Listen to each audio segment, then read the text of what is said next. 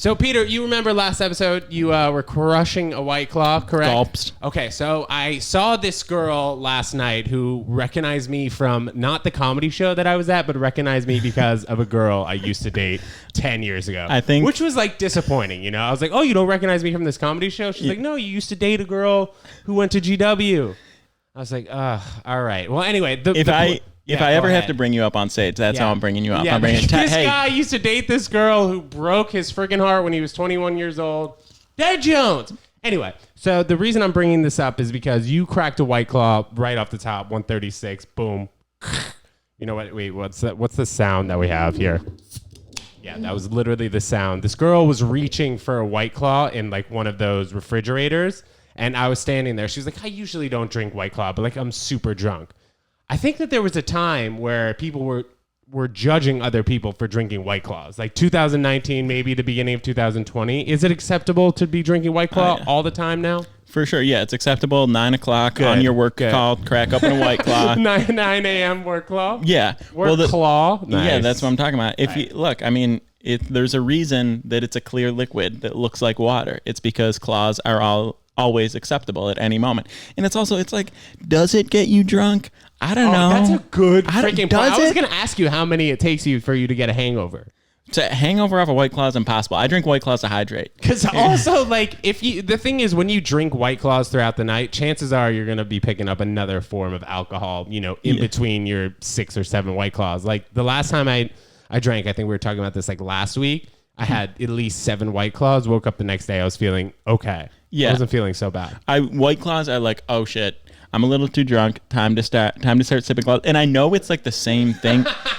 I know it's the same like alcohol volume is like a Bud Light or whatever. But I would be all right, gotta chill. No more liquor. Let me grab one of these claws. Let me nurse this guy. It's like a nice smooth. sweet feel. Yeah, like it tastes like Sprite. If I grabbed a Bud Light to chill, like I'm still pacing myself better, but there's just that like, oh, I'm drinking feel to it. You just associate that like that savory feel to it, and you're just like, I'm over this. You grab a claw, you're like, all right, yeah, I'm chilling. This is my cool down. Yeah. It's like stretching after a workout. I mean, White Claws, I think, as of like a year ago, maybe like as soon as quarantine started, people were like, all right, this thing could really hang. And now I see White Claw everywhere. Like, I think maybe maybe everybody's drink of choice. Yeah. Yeah, I think you're behind. I think in 2019, I was on a bachelor party, and like it wasn't the first time I've been in that situation. And we were just tearing claws apart, and that's like a bachelor party, right? It's all dudes. Like, because I think originally there was a little bit of like some guys would be like, no, I can't drink a White Claw, dude. You gotta drink a real beer. Now everyone just, I think like guys, like, you know, hard guys, alpha males, like you're referring to, will just crush a 6-pack of White Claw to themselves. Let me clarify.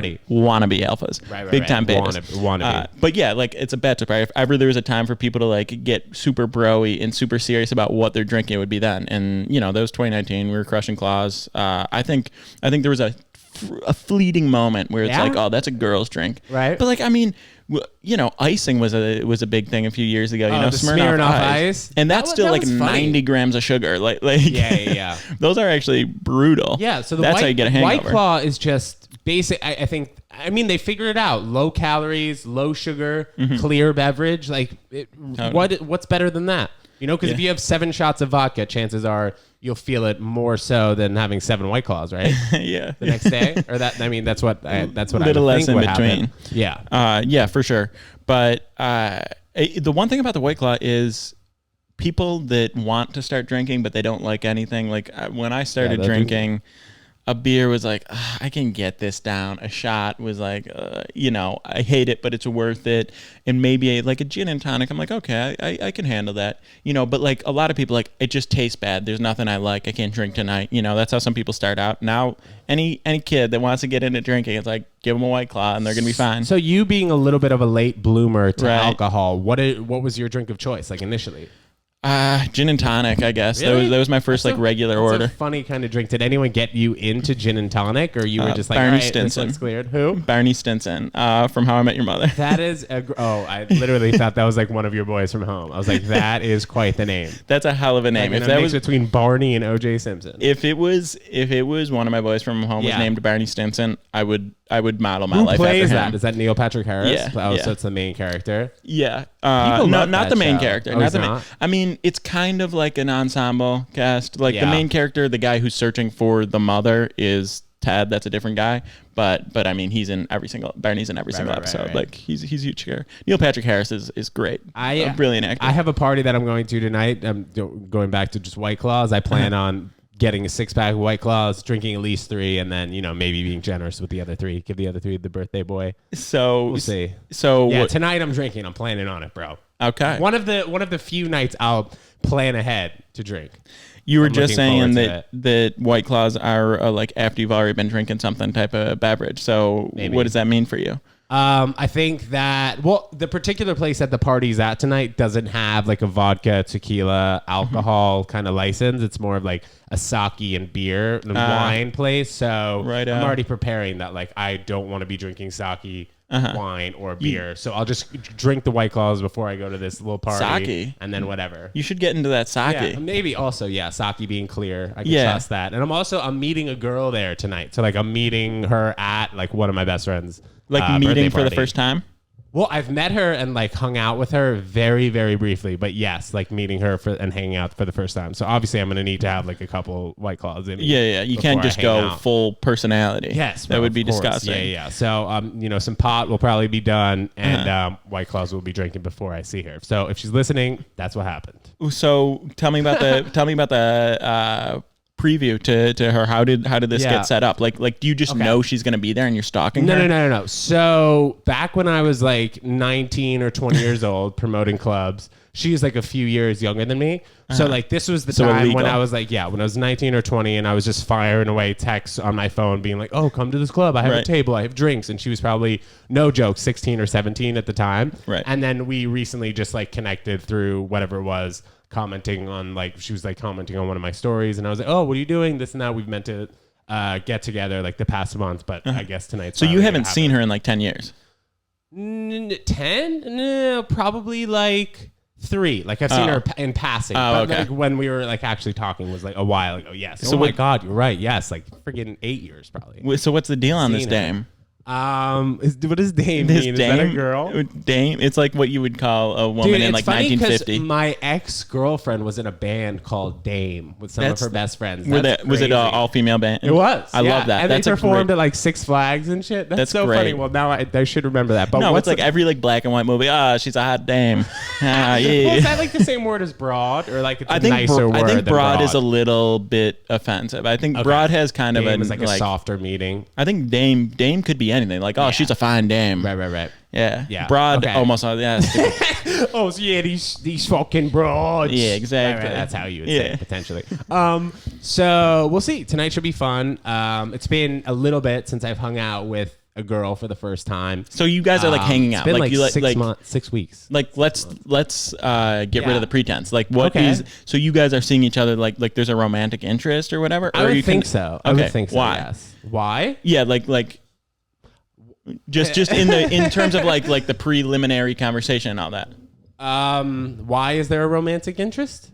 Or are you like some level of expectation, or did you invite her specifically to come to this, or you just? I did. Oh, okay. I did. Yes, she otherwise was not going to come. I was like, oh, I have my best friend's birthday party, and she was like, why wasn't I invited? Like as a joke, and then I like invited her. Okay, so she's your plus one. Okay, that makes way more sense. I thought you were. I don't know if she's my plus one. But she's your plus one. Fine, she's your plus one. You guys are in love. I guess we'll see what happens though, man. I don't want to spoil it before I see her. You know? I know, but who knows how it's going to go? Because I've learned in the past couple weeks that you don't talk about shit that you're unsure is going to happen. You know what I mean? So perfect example, Peter. Before we get into that, no. You know I was about to transition into what I was about to transition, but go ahead, sir. You're eager. Yes. What I want to talk about is, talk about stuff before they happen. I'm not saying guarantee victory. Right. I'm saying like what are your objectives tonight? What are your goals? That's for the a crazy question. I know. My objectives? Yeah.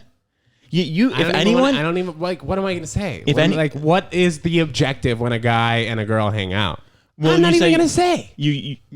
Okay. Well, now I think I know what. Well, sure. Yeah. What I do if I show up to a party, I ask my friend, "What's your objective tonight? What are you trying to do?" Yeah, and they're like, "What the fuck kind of question is that?" No. They're like, "That's a great question. Really? I hadn't thought about that. Now I have a purpose." Well, tonight. now I all am people are looking for is a purpose. Sure. I'm surprised Objective, you. get I'm to know her surprised. better. Yeah. That's something for sure. Yes, And that's yes. like fairly tangible.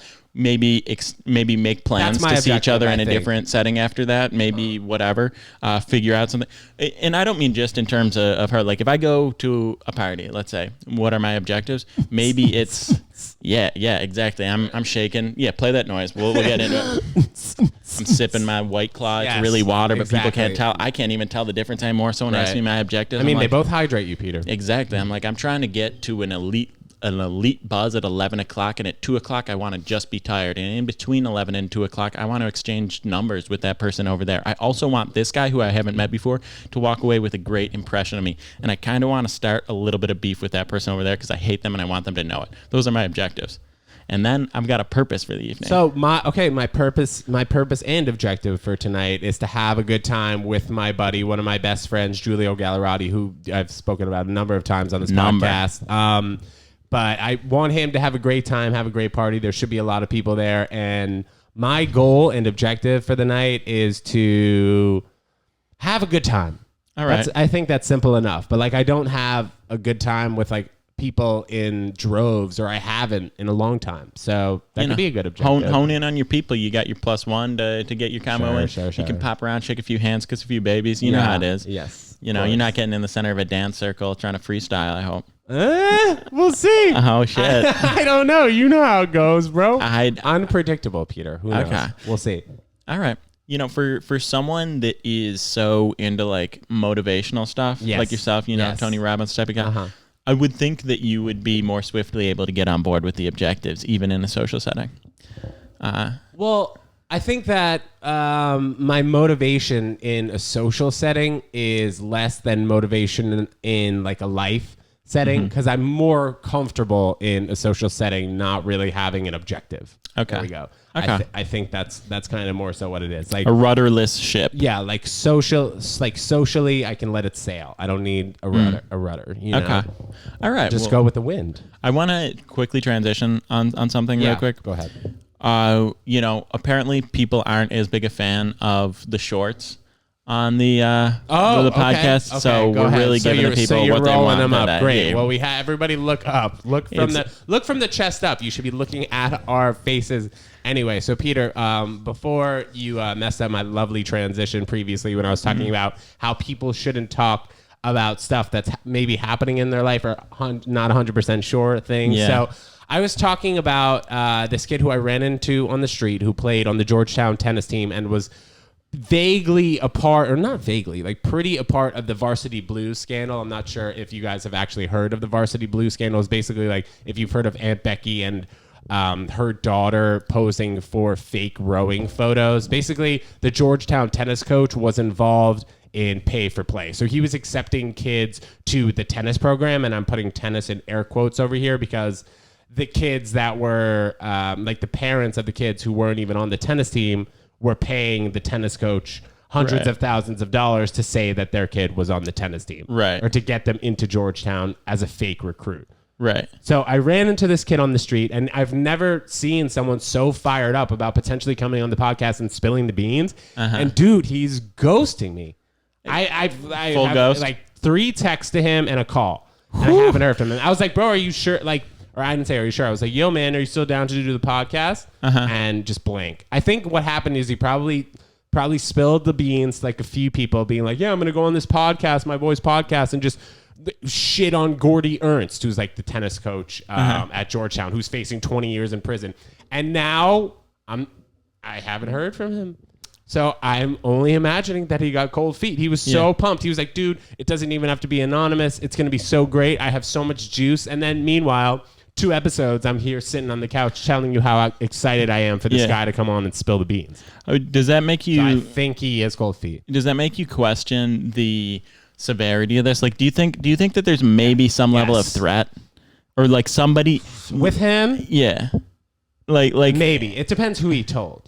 If he told people who really like he maybe looks up to and like maybe older guys on the tennis team, like he has a Georgetown tennis thread, you know, like a text message, and he sent it in with like 10 people. Yo, I'm going to go on this podcast and talk shit about Gordy Ernst. Right. Like, I think there, like easily it'd be easy to get cold feet there. You know, like Totally. if you were to go on and or like want to go on a podcast and talk shit about your old college tennis coach, maybe he would get like a little bit nervous. But I don't know. He really made me excited, and I'm sure he made you slightly excited, if not very excited. So now hopefully he'll get back to me. But a little bit bummed out. I'll tell you what I think about this guy. I don't think we're going to see him because I think this guy. I don't think so either, Peter. I think this guy, I don't think he's got any sort of spine. I think he had a moment where he's like, I'm going to shed light on the truth. I'm going to be that guy. I'm going to do like a little bit of like real journalism. And almost. I told him, I was like, we can keep you anonymous. He was like, no. I don't want to be anonymous. Like, I want to spill the tea. Tell me like 4 times. This is going to be great. Yeah. Perfect. Yeah. I think it's someone who's just like Cold soft. feet. He doesn't Feet. stand for anything. He's a great kid. No. From what I know from like the juniors in tennis. I'm sure. I mean, you don't know him, so you obviously wouldn't know like. What I know 2 things would think about him. What that he flaked on us. Yeah. And he plays tennis. Yeah. two strikes. So going back to what I had said initially, guys, don't spill the freaking beans before you have them in your bowl. Okay? Wash those beans. Don't tell everyone you're washing them. Get those beans ready. Put them in the pot. Light the stove up. Get the fire going. And then once the fire is going, you drain the beans. You put it in your bowl. Then tell people when you have the beans in the bowl, man. Okay. I don't know what the hell that bean analogy was, but just don't spill the beans too early, bro. Well, and that's what I think did. most importantly, don't tell someone that you're going to spill the beans and then don't do it. Here's the thing. Yeah, you're right, because he spilled He the beans. didn't spill the beans. Oh. He didn't. He said he was going to, and he didn't. So he's a liar. Who are you more mad at, him or me? I'm mad at him. Like equal. I'm mad at him. 70% him, 30% Look, me. you're the messenger. Right? Yeah, literally. Guys, don't shoot the messenger. I was here just telling Peter on the couch. You're the one that decided I was listening. upset. Yeah. I think this guy should be ashamed of himself. I think he came in and he tickled your balls. He got you aroused, and he told you he was going to give you the best blowjob of your life, and then he left. I don't disagree with you. Yeah. But I'm embarrassed a little bit. Or wouldn't you be embarrassed if you said something like this big and you brought it on the couch, brought it on the airwaves, and now it's just probably not going to happen? Like, I'm not going to keep bothering him, man. Like, I sent him 3 texts and called him. And he didn't pick up. Called him? Well, I gave him a call just to see if, like, I don't know, maybe I can catch him on the phone. He was like, and he's like, I don't want to do it. I'm like, dude, we can keep you anonymous. We don't have to do it on camera. We can just do audio waves, just like what we did with William Williams, episode 75. Yeah, Billy Wills. Our drug dealer. Yeah. So we could have done that. We can still do that if you're listening, bro. You know what? Don't get cold feet. Look, I kind of want to retract the invite to this guy. We only got space for people that stick to their guns, people with gumption, people with spines. I don't want this Gumby of a human trying to come in here and make up stuff that we don't even know if we should believe him anymore because he told us he was going to come on and then he didn't come on. So like if he told us stuff about the tennis scandal, why should we believe that? You know what? He's told me one thing indirectly through you, and it was a lie. So I don't trust anything this guy has to say. Furthermore, I hope he has a terrible day.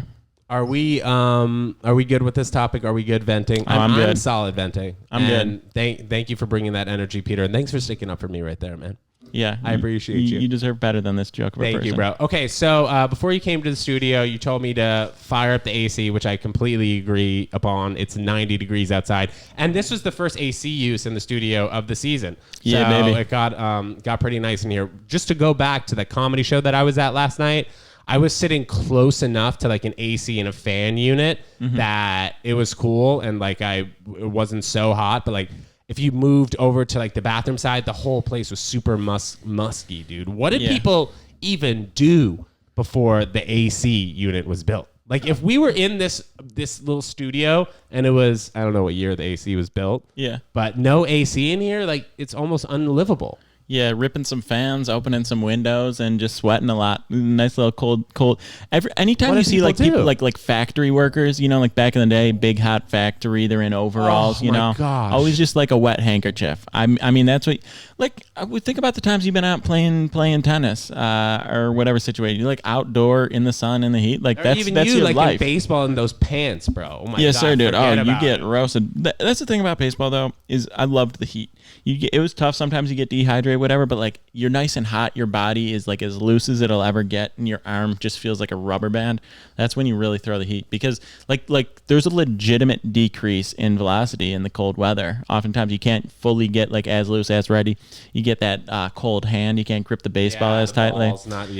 I mean, playing in the real cold, it's bad. Someone actually did a study on like the effect of cold weather pitching on velocity. And it not only was a decrease, it also like there were more injuries associated with it, whatnot. So you know what?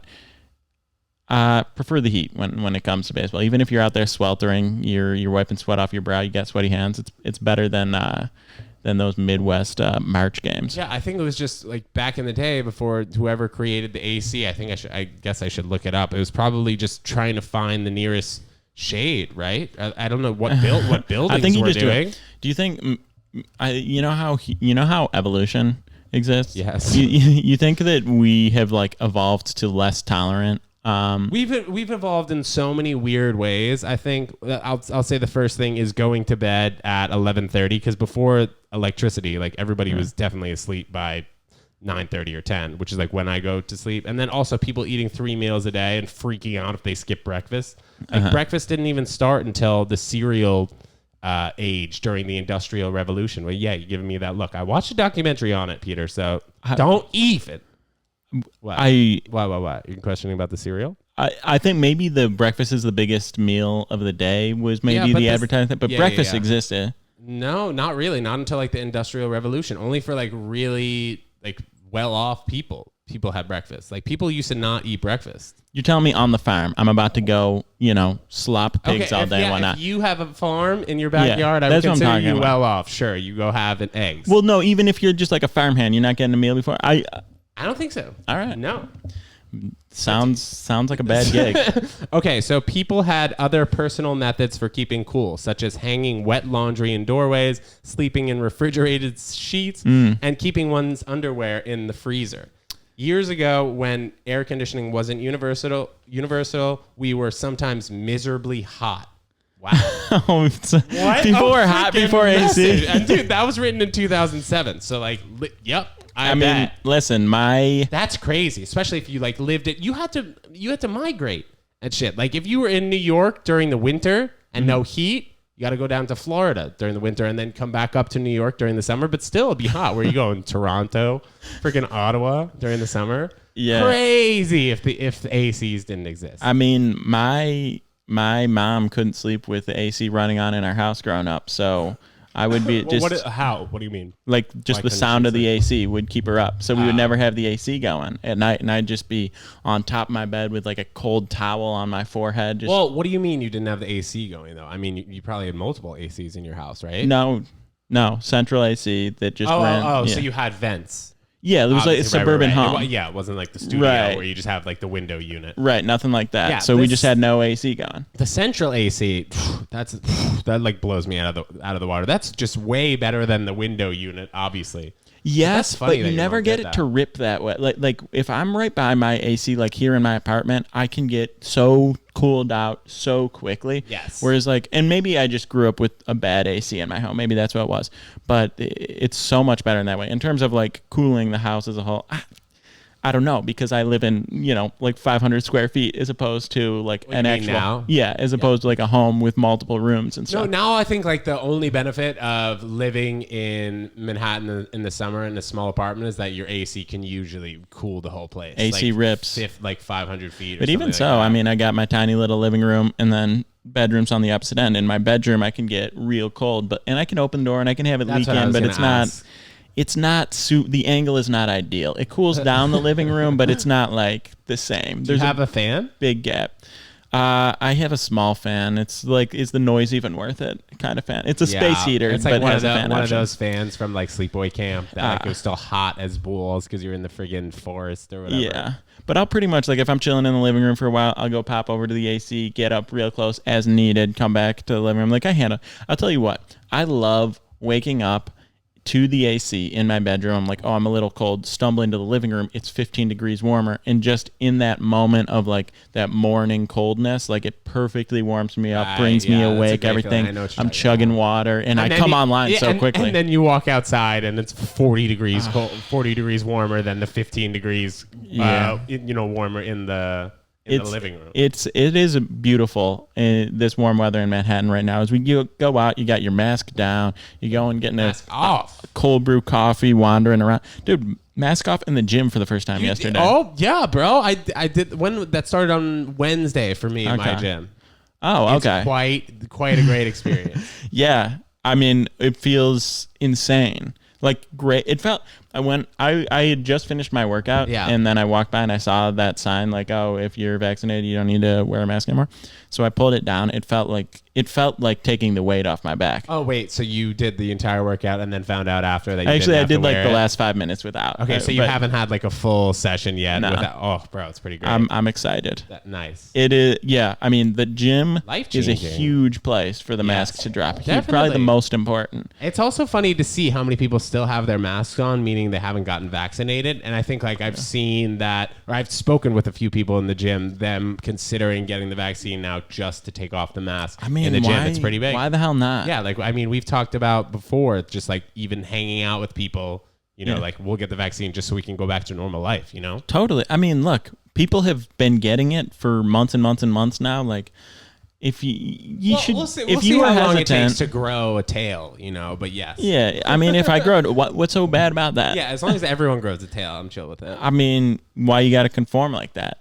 Right. Like maybe you're just the guy with the tail. You know how famous you'd be? Right, that's true.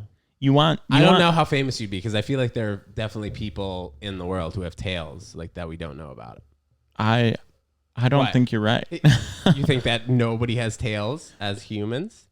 Yes, that's what I think. I think someone might have like a little bit of like skin hanging off their back or something like that. That would have otherwise been a tail. Well, did you see that Seinfeld episode or no, that wasn't Seinfeld. That was Shallow Hal, where George Costanza had a tail. Like it was Tony Robbins was like Shallow Hal has a gal, and then George Costanza from Seinfeld, aka Jason Alexander, grows like a tail. I've never seen so that. Weird. Okay, so what am I typing in here? I guess people with a tail. Yeah. Yeah. Who really knows? Most people aren't born. I love that the descriptions on Google now. Like they'll just have the best article up top. Most people aren't born with a tail because the structure disappears or absorbs into the body during fetal development, forming the tailbone or coccyx. The tailbone is a triangular bone located in the lower part of the spine, below the sacrum. Whatever. So it's funny how it says most people aren't born with a tail, but then below, can humans have a tail? And then it says humans do have a tail, but only for a brief period of time during our embryonic development. Okay. Wow. Who knew, man? So yeah, there you go. So I guess you wouldn't stand out so much if you did have a tail. Yeah, totally. Because we got a lot of embryos walking around. Yeah. Right. Should we get our email? I think we should, but I want to make sure that we've covered everything. Have we covered everything for today, man? I think we have. Well, what are you doing tonight before we jump to the email? It's a little bit of a TBD. I'm probably going to be on a rooftop.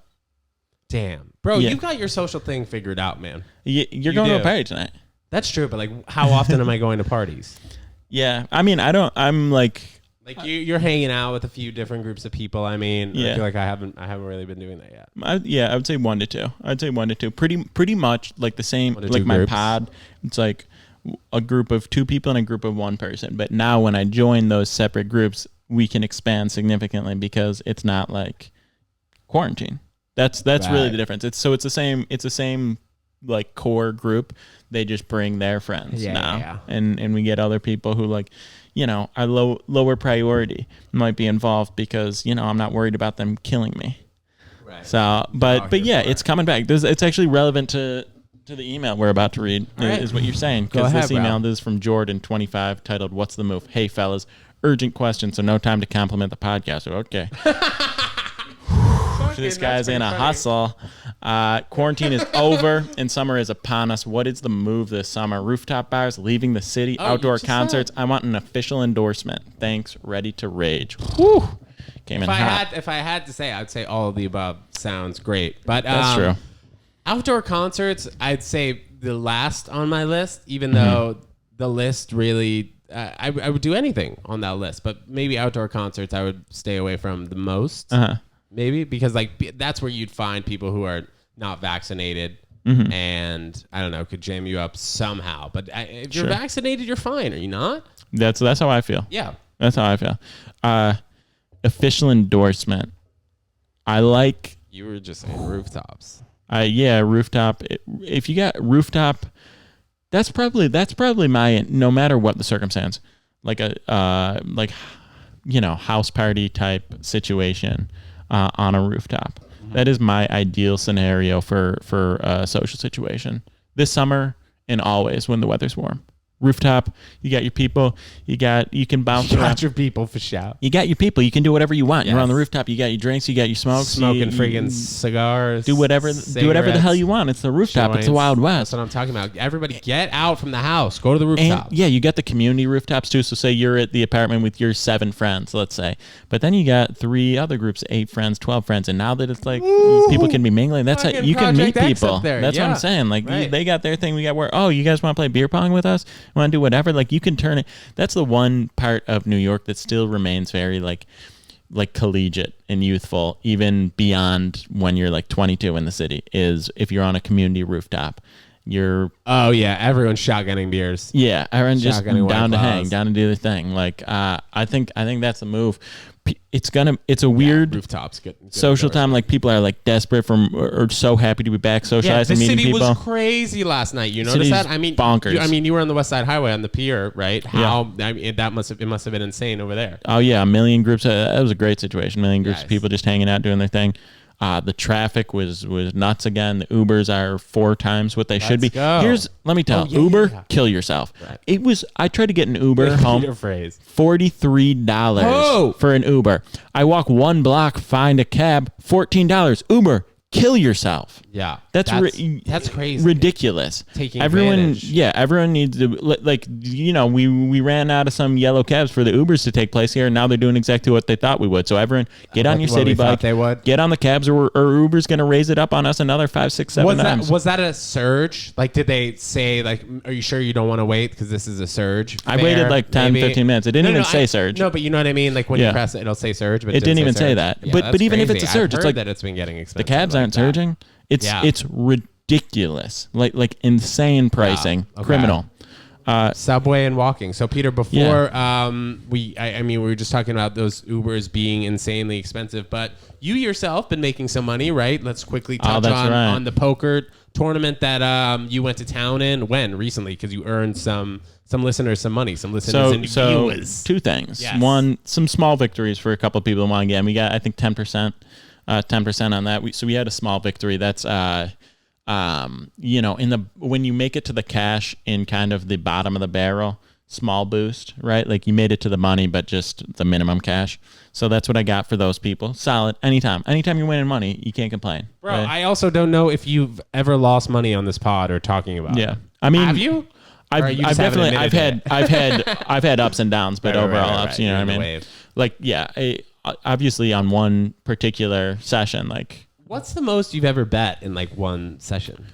Yes, if it's like roulette or if it's just like on a hand and blackjack or just straight up Hold'em, Texas. Well, Hold'em, I just play poker. The most expensive tournament I've ever played in was $2,650. So that was a buy-in or no? That was the buy-in, but I qualified for it for $280. So how does that mean? Explain. There will be qualifying tournaments, and more on that in a second. But like it's a big tournament. I'm not going to pay $2,700 for a tournament. That's way too much money. I'd be way too timid. I wouldn't be able to play my game because there's too much money. There's too much at stake. But it was an opportunity for like in a massive field. It was like $1 million for first place. So like imagine how cool and life changing that would be. So I put up $280. Played a 9-person qualifying tournament. I won the 9-person. So I got not all 9 people's $280, which was 1 ticket. So that's what they do. They'll give a ticket. You could do a 27-person tournament for $90, and if you win that, so I mean, it's just you pay a fraction of the ticket price, and then that's how that's like the fraction of people that are going to get a ticket. So you have instead of 9 people, you have 27 people. 3 people would make a ticket, whatever. So anyway, I qualified for a 1/9 of the money. Now recently, I paid a $22 ticket entry fee. $22 entry fee to win a $630 ticket. And 2 of us won tickets out of like whatever it was, like a 55-person field. Damn. The 2 of us finished. They stopped the tournament with just 2 of us left, and we both win tickets. Played the $630 tournament. Now I made it through day 1. 12% of the field is left. We got big money at stake. Resuming Monday afternoon. Already in the money, double that 600. But do you have time to take it out though? Like, can you decide to remove yourself from the tournament, or you have to stay in after you double your money? No, I'm in the tournament, but I've already won that money. That money can't be lost. I've already won it, and now, there will be 300 to 400 people left, but playing on Monday for it's still a very, very small chance at this point that I would come into the victory, but it is like the biggest prize that I stand to win, like a few $100,000 if got it down to the final two of this tournament. But yeah, got it through day one. We're down to 12%. Long ways to go, but eliminated 88% of the field already. There's big money to be won. All right. And this is still going on? It resumes Monday. Okay, looking forward to it. So, Peter, also just quickly before we get out of here, do you think that if your net worth was multiplied by 10, that you'd put in 10 times the amount of money into a poker tournament? Like you said, the most you've ever put is 2,600. Would you then put 26,000? Do you think? I would hope not. Yeah, that'd be reckless. What I'm thinking, right? I would hope not. I mean, but who knows? If I won a huge prize, my first thing to do would be to take a week off, because that's where the potential for addiction comes in.